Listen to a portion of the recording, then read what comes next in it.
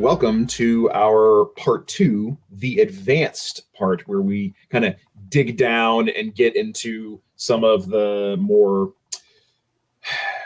broad global views of like strategically how this list is supposed to interact with missions. And we're going to go into we've gotten a pretty good idea of what a lot of the combos in the list are.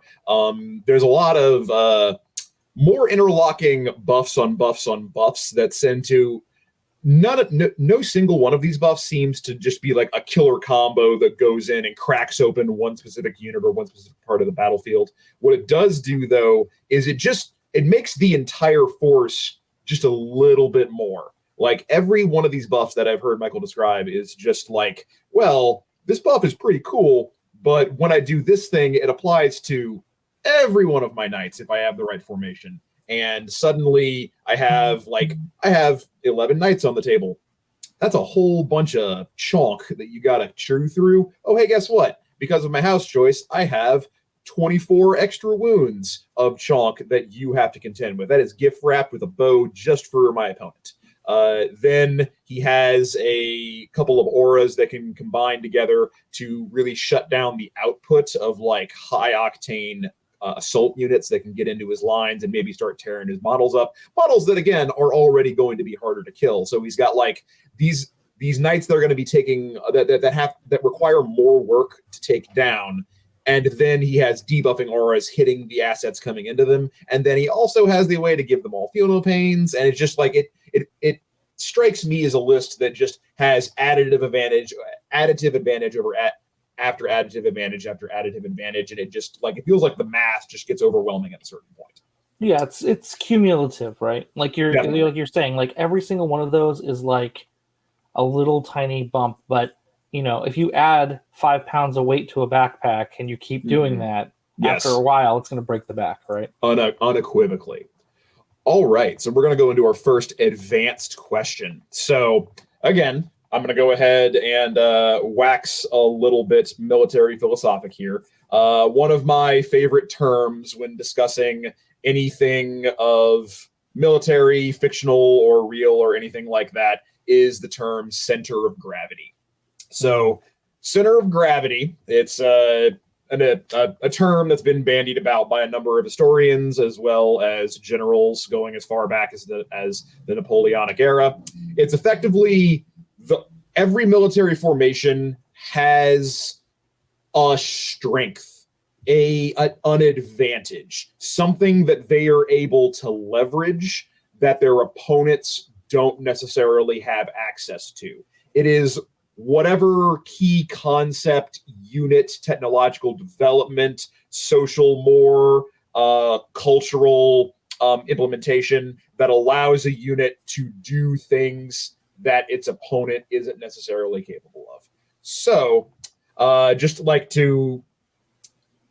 for translating that into 40K speak, this question is asking, what is the main strength of this list? What does it do better than everything else in the meta? What is the key strategy /interaction /concept that it leverages to win games? I feel like we briefly touched on a lot immediately prior to this, but Michael, go ahead and take it away. What is your take? What do you think the center of gravity of specifically your Chaos Knights list is? Yeah, I think it does something that's really unique, which is it combos threat saturation with board presence, which is really weird, right? Because you have a big chunk of threat that has to be dealt with. It's fast moving, right? 12-inch range on, 12-inch movement, just charge on up. You're going to deploy on the line. In player placed terrain, I get rid of the terrain. Like I push it into my corners. I want it off the board. I want planet bowling ball as much as I can get, right? I don't benefit much from terrain, so I want it away, right? And I'm going to deploy on the line in every single matchup, except for like the order that I deploy on the line will change against something that's hyper aggressive, like a Blood Angels. Against that, I'm probably going to put my Brigands up and my Executioner up first to die, so that they're roadblocked, right? And so that my stuff that can actually have some game into them has a chance to cope, right? Because I'm not going to get 2 turns of awesome double arm shooting, and those things are no good in melee. I'm probably going to be touched, so let's keep my chain talent safe. Sure. As an example. But that's the threat. So you have a high threat value, and then you combo that with that is 10 100 millimeter bases and one 160 millimeter oval. That's huge space on top of the fact that almost all of it's obsec and worth a ton of bodies. So you can push forward onto points safely. You don't need cover. In fact, you kind of don't want it, right? You want as much open stuff as you can get. Throw your stuff out there, put it on the points, and then force the opponent to just deal with that. Because they can't just throw chaff on there and try to outnumber you most times. They're hard to kill. You're talking about a 14 wound, toughness 7, 3 up, 5 up with access to a rotate, right? Or on the big one, the 28, 3 up, 4 up, just monster, right? Sure. So they have to deal with these threats, prioritize them correctly while you're outscoring them for 2 rounds. Sure. Right? If they're coming into you, you have excellent melee, right? By any metric. It's just great melee. Definitely. If they try to play at range, I have 36-inch range guns and 30-inch range guns. I also can play the range game, and I have tons of shooting, and it's very consistent. So, you don't get to stay where you're comfortable. Sure. It forces engagement, and it takes up a lot of space. And that's kind of a weird combo, right? No, definitely. And especially when because hearing you say all this, it's kind of clicking for me. Because you're right. Your raw stats are just amazing. The buff stacking you have just magnifies the advantages of those raw stats. 10 of your 11 models are OBSEC, and they effectively count for a total of 50 OBSEC models. And then you just I'm a little bit blown away that they just have a 12-inch aura that just turns off OBSEC, which means that you can't really do tricky steal objective shenanigans. You have to actually Well, that's later in the dread chart, but you do get access to that. Early on, it's... What turn does the OBSEC turn off? 3 or 4. Okay. I think it's 4. 4 makes it not nearly as cool. Okay, no. But it is available because it means you can't just hide something in the corner and hope it works out, right? Sure. If you drop a single knight there and that's enabled, that's it, right? You have to kill that knight. No, definitely. And believe me, most games I'm at turn 4, I still have between 4 and 6 of these chumps left. Sure. Okay. All right. Well, so we've had a lot of talk so far about the raw physical capabilities of the list. And one of the things that we got kind of caught up talking about the list itself in the first part that we weren't actually really able to touch on. We basically touched on the plan of the list, but what does the list's secondary play look like? Because that's what because coming from Imperial Knights, I know Imperial Knights have some really heinous secondary play. What does the Chaos Knight secondary plan look like? The Chaos secondaries are great. The Chaos Knight ones, they're excellent. You almost always just take them. There are a couple of times where you won't. Like if you play against kill rigs, the Abhor Assassinate combo is cute. It'll get you a lot of points, and it leans into the fact that you need to kill that stuff anyway, so why not just score points? But the Chaos secondaries are excellent. They have a kind of their version of Stranglehold. They have their version of kill stuff in various places in the board. So your deployment zone, the middle of the board, and their deployment zone. To just rack up points consistently, right? Sure. Really useful for things that are just spread out and try to be everywhere. Okay. And then you have your reverse to the last, where their 3 highest cost things, you need to kill them, basically, and you get a bunch of points for killing them, depending on the timing of it. Sure. That's a little bit, but you can, if you kill one of them, turn 1, it's worth 6 points. Ooh, okay. Yeah, and then it goes 5, 4, 3, 2, 1. Right. Sure. Okay. 5, 4, 3, 2, and then it stops. And then you have the Storm. Storm is fascinating. So it is very unusual in its order of operations, considering other actions. So it happens in the morale phase.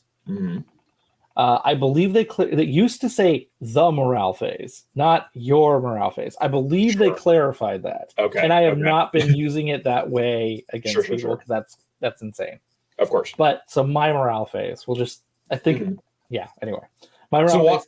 Go ahead. Yeah. You drop it in, it's on my morale phase. You do the action then. It finishes in my next psychic phase. Okay. And you can only do one objective per game, right? Okay. But it also gives just to clarify, it's a secondary objective that requires you to be on an objective in your morale phase. At the end of my morale phase until the start of my next psychic phase. Okay. Yep. But the thing is that doesn't prevent me from shooting next turn. Sure. Yeah, that's number one. And number two, that cursed objective also has a cumulative -1 leadership now. Which stacks really well with Dread. Is it just for people on the objective, or you have to be in objective range. If you hold that objective range, and it also means you're probably in Dread range, which becomes a -2. Right? Sure. Okay. Very cute. How many victory points do you get for each one of those? 3 per. 3 per, and you can't do an objective more than once? Right. Okay. Cool. So you just got to go on a tour of the board, and which you want to do anyway because of how the list operates. So no, sure. Why not? Well, so I actually am intrigued by the one that you just described, the reverse to the last one. Yeah, a fitting challenge. If you actually kill, because it feels like with your list, the way that you want to fight it is you want to go punch it as hard as you can. Otherwise, it just sucks up all the board presence. And most people's lists, the things that are going to be capable of going to the middle of the board and successfully fighting a bunch of Chaos Knights are probably going to be your most expensive stuff. So if they want to do that early, then you get to play directly into your secondary and kill those things early and get the max points for it. However, if they want to try and maybe deny you some secondary points and want to hold those assets back, it feels like they're just, okay, cool, I'm getting less secondary, but you're gift wrapping me more primary because you're not pushing me off. You're costing me probably 2 points. Exactly. So that's a neat, cool little synergy that I see right there. So you said that there's a Chaos Knight Stranglehold. How is it different? It's super easy to score. So it is hold 1, hold half, and how many objectives are in Dread range? Okay, so within 12 inches of one of your knights. So it's very, very easy to get every objective in Dread range. And do you get 2, 2, and then 1? It's 1, 2, 3. I think it's a 4. Let me get the book. I think it's a 4-point thing because there's all these little checks in it. But typically I'm scoring 2 or 3 per round on it. Mm-hmm. So it feels like it's very easy to get at least double digits on it every game. Yeah, so Ruthless Tyranny. Score 2 if you control half or more of the total objective markers on the battlefield. Okay. And 1 or more models from your army within range of each of those objective markers. Mm-hmm. Okay. That's to kind of counterplay the sticky objective, I think. A little bit, right? Score 1 victory point and half or more of them are in Dread range. Okay. And then score 1 if every objective is in Dread range.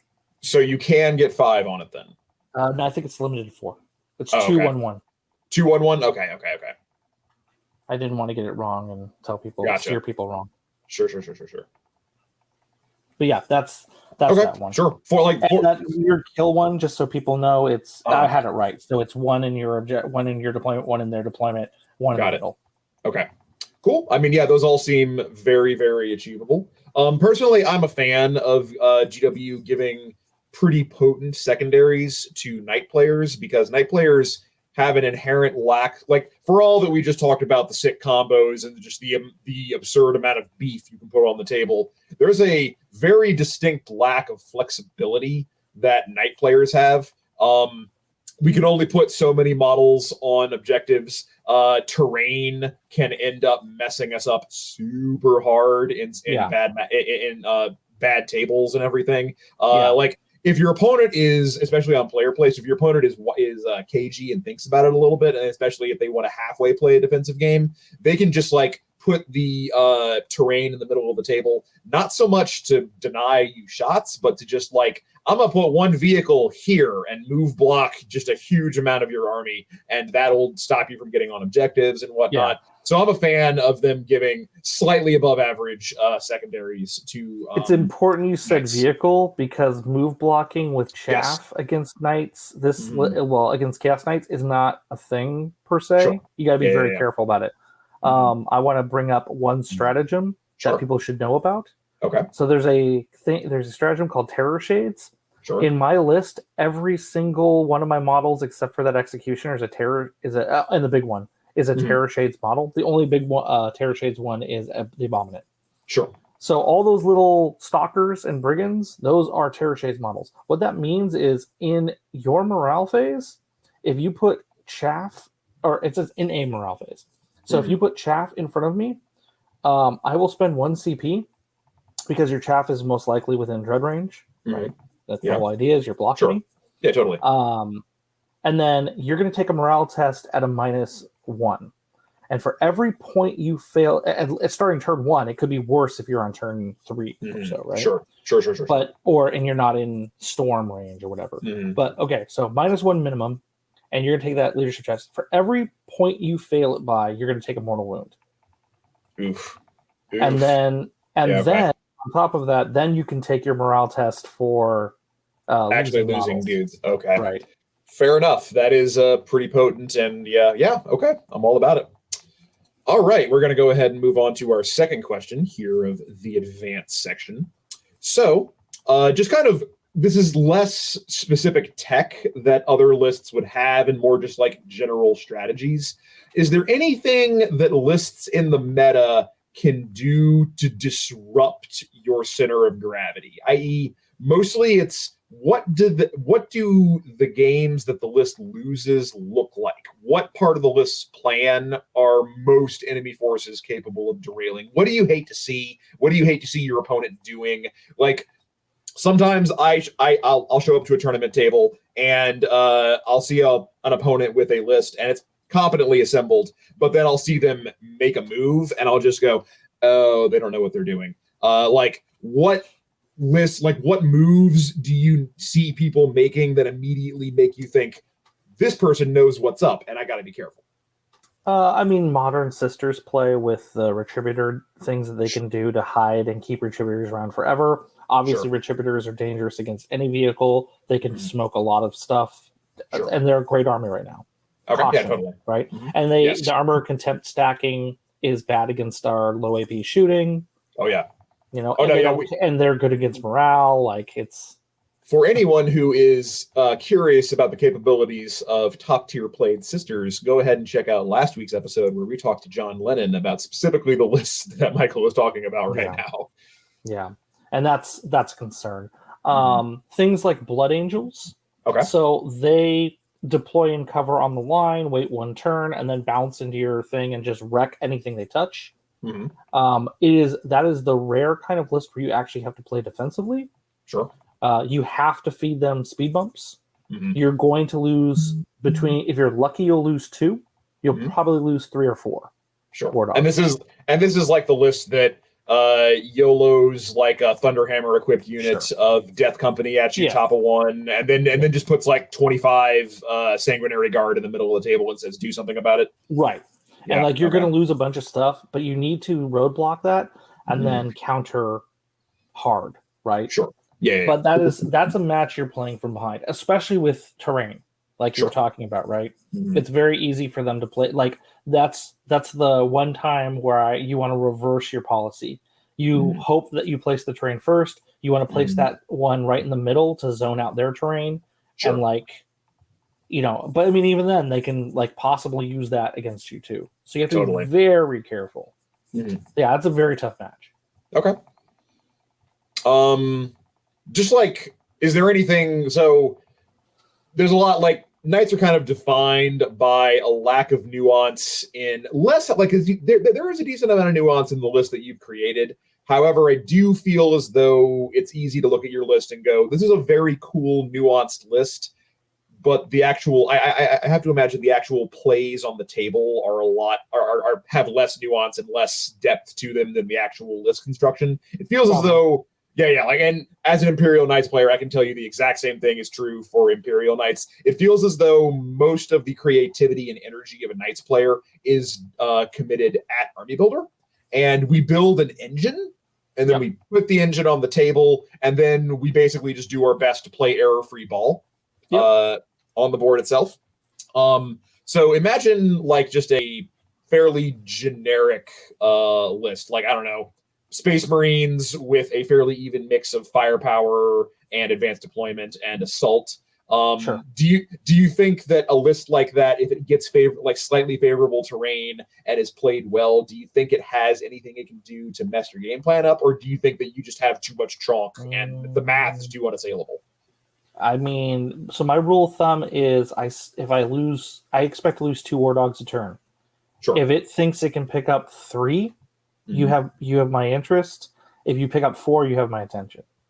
Got it. Okay. So the threshold, expect to lose 2, 3. Yeah, I am completely within my game plan if I'm losing 2 per round. Okay. I'm fine. Sure. I don't even notice it. 3, okay. I start going, okay, this is a higher curve than I'm expecting, but not overcomeable. 4 is a problem that outpaces my tempo. There's not a lot of stuff that picks up 4 War Dogs in one round, especially if they've ignored the big guy. Because the big guy ruins those curves. It eats up way more firepower than it's supposed to. And if you ignore it, it punches almost as well as one of those big melee knights while it's supporting all this other nonsense. Right? Totally. Okay. Yeah. It typically eats turn 1 firepower. It usually does not die turn 1. Sure. No, yeah. I actually played against, I was playing some practice games with Colin yesterday, and we had Lucas and Naj up, and I played Imperial Knights into Chaos Knights, and he had a very similarly equipped knight to what you have. Yeah. And I spent my entire turn 1 shooting into it, and because it was the only thing that I could see. Sure. And boy, howdy, did I do less than half of its wounds with an entire Imperial Knight army. It was not And good. that ruins the tempo, right? Because now you've spent your turn of whatever shooting you have. You didn't do anything that's impactful to the game. Yep. And then you just bought me another turn of 10 little guys ruining your life. Right? No, definitely. Plus, you haven't killed the big guy. You still need to spend that effort to do the exact same thing next round, right? No, definitely. It's really rough. Yeah, him being 28 wounds and having the 4-up invuln save and then also just no rerolls is oof. It is rough. Yeah. Okay, well, let's move on to our last question of the advanced section. Are there any lists in the meta that you would say have a active structural advantage into your list? Bad matchups based on skew, about that, right? And not often seen army comp. So, obviously, we've talked about sisters. Hey, everybody! Turns out the list that everyone says is S tier is actually kind of S tier. It is. Yep. Turns out that retributors that can do the only expose 4 fire on death, full rerolls to hit and to wound, and then those 2 retributor units across a game can fire their retributor. There's 8 multi-meltas there, and I have seen those multi-meltas make in excess of 50 attacks over the game via the shenanigans that list is capable of. Yeah. So obviously it's a real problem. Definitely.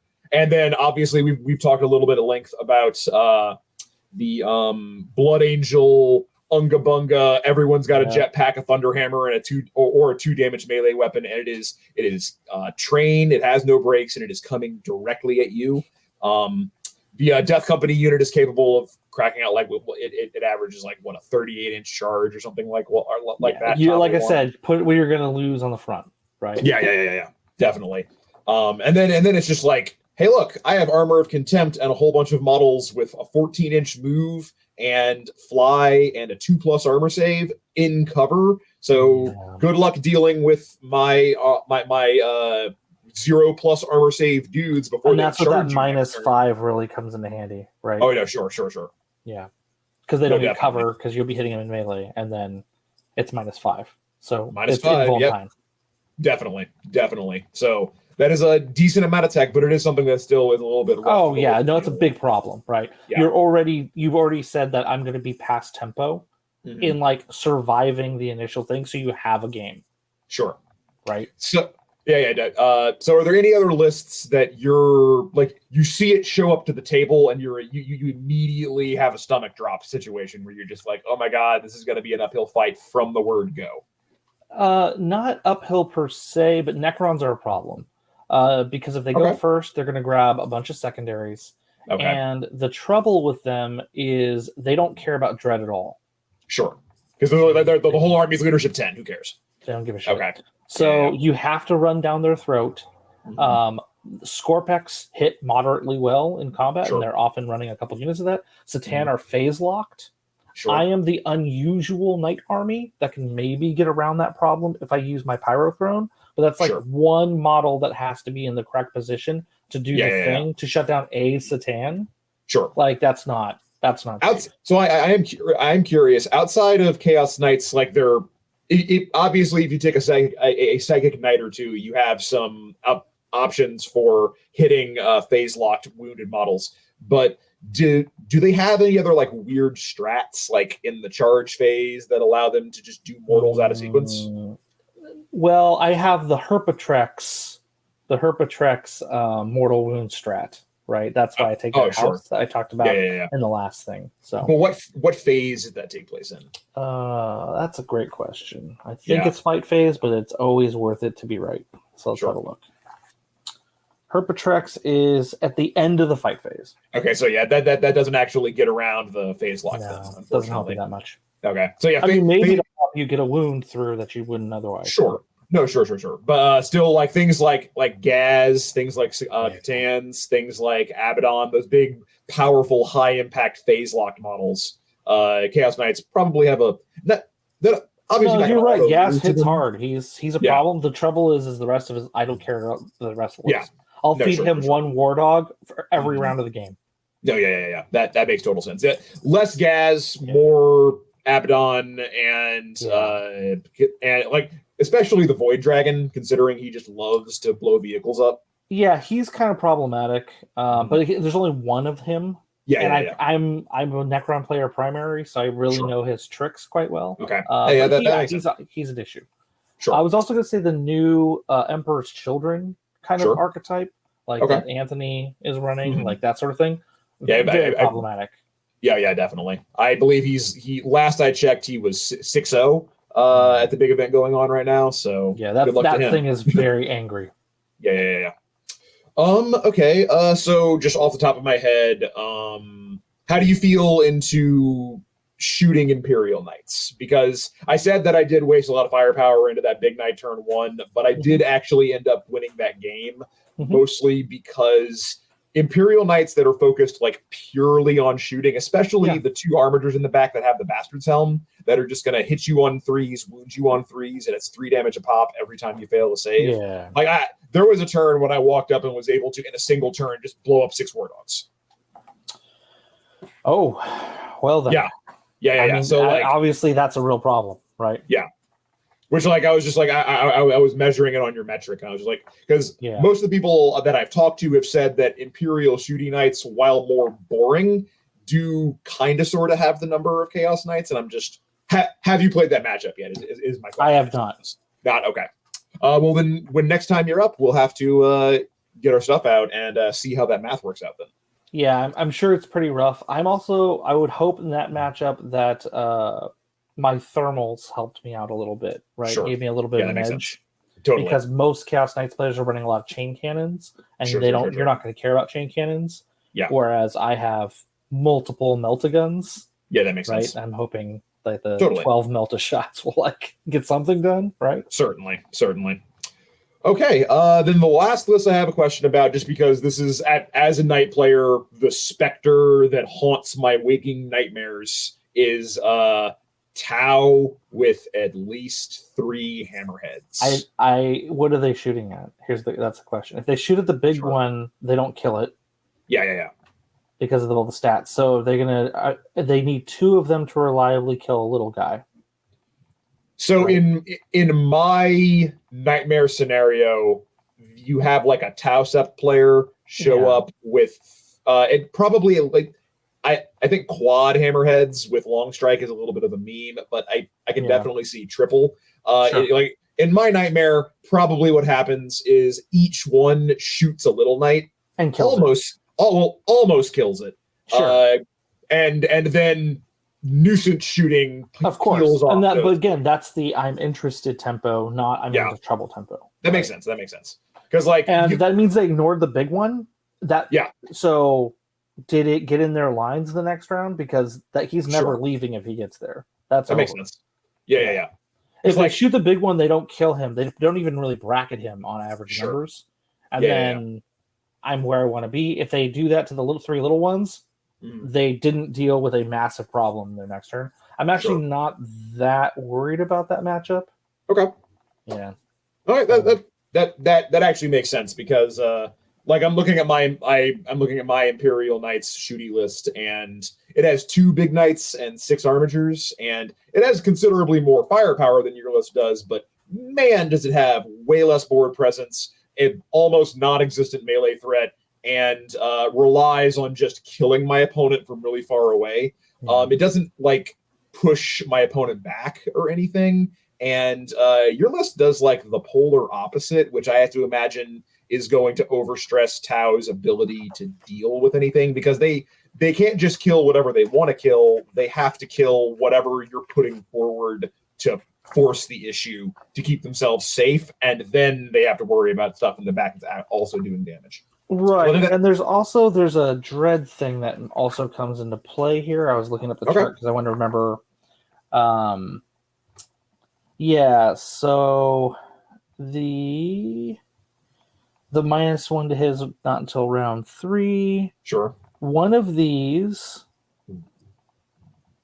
where is it at? Oh, here we go. So on turn 2 for Geist Storm, but it has to be dread range. That's the issue. Sure.